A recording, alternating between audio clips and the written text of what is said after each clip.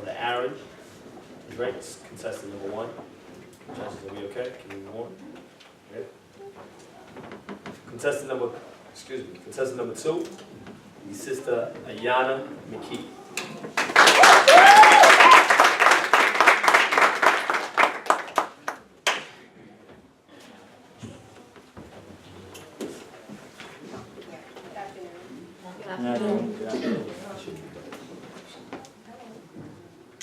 August 6th will mark the 50th anniversary of the Voting Rights Act.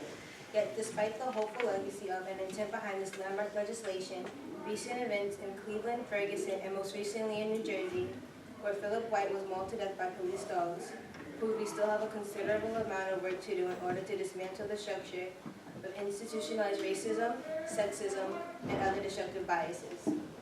In his fourth and final book, written in 1967, Where Do We Go From Here? Chaos or Community, Dr. King discusses where the civil rights movement needed to go in order to maintain the needed progress towards defeating racism and institutionalized social inequalities, and how the very concept of civil rights could affect the future generations of America.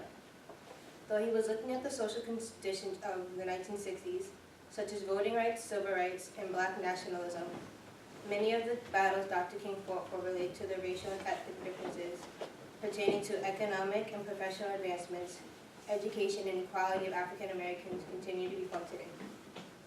And the March in Ferguson is just one parallel to one of the many protests that Dr. King led in the 60s.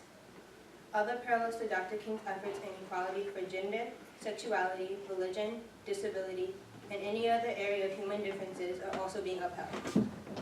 We've accomplished extraordinary things as a people.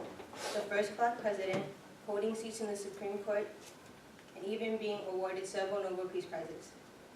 The events of last year and recent weeks highlight the injustice and alienation of people of color. This draws us back to Dr. King's question, where do we go from here, chaos or community? Will we move towards chaos, or are we capable of building up our community? And we are capable of building up our community. In Dr. King's beloved community, he states, poverty, hunger, and homelessness will not be tolerated because of the international standards of human decency will not allow it. Racism and all forms of discrimination, bigotry, and prejudice will be replaced by an all-inclusive spirit of sisterhood and brotherhood.